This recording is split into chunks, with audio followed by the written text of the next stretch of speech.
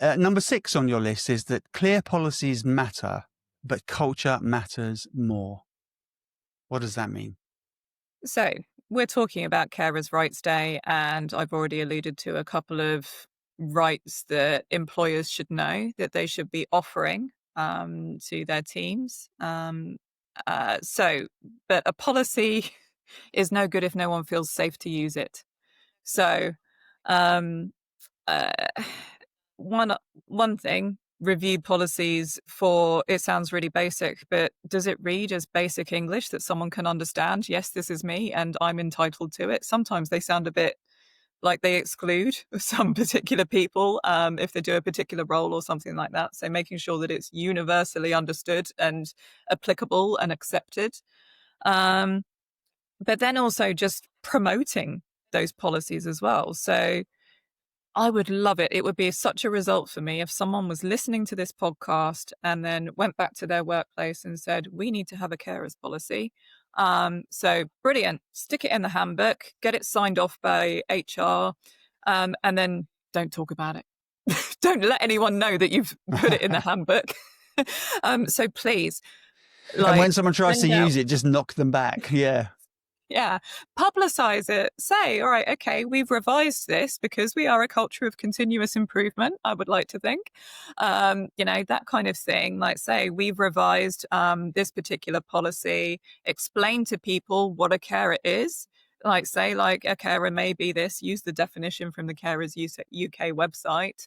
And then say, we encourage you to have a conversation with your manager if you realize that this is you, and talk about how this policy might work for you as well. Um, that's my recommendation for that. Cool. So that's a real call to the employers to recognize it and do something about it. Number 7 is that carers need to be seen and valued. So this one's quite personal, but I think it probably represents a lot of carers. We often feel like we're constantly holding things together. And that rarely feels acknowledged. So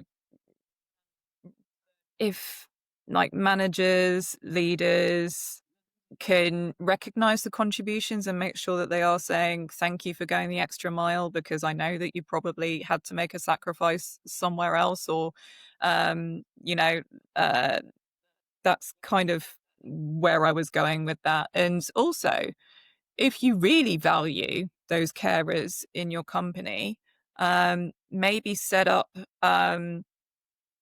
like an ERG for them as well, so an employee resource group, so somewhere where they can share experiences and get support from peers, colleagues and peers as well. So invite their voice into a discussion about well-being and inclusion.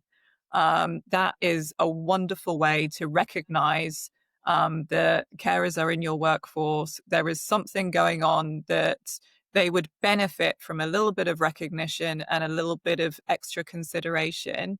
And that costs little to nothing to be able to do that, to set that up. Yeah, and it would almost be self-serving, wouldn't it? People who are who want to join would form and keep it going, and they would help each other. Mm-hmm. Yeah.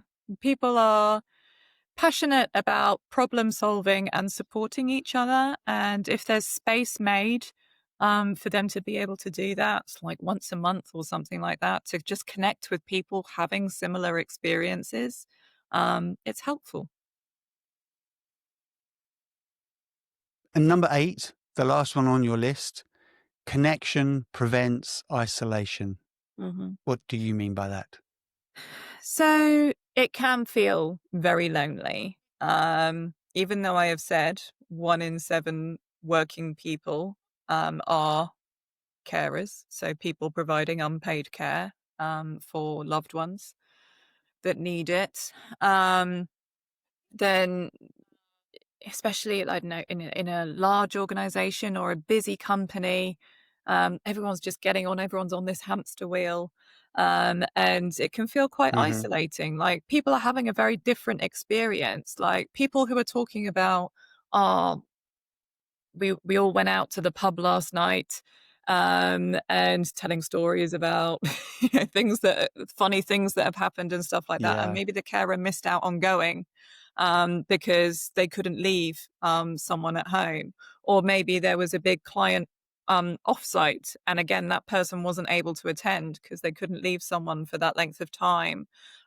So creating, as I've mentioned before, those peer networks and ways to include carers, safe spaces for them to connect, share those experiences, and access support, and celebrate their successes. It's really a point about inclusion and remembering that not everyone is having the same experience working, doing their job.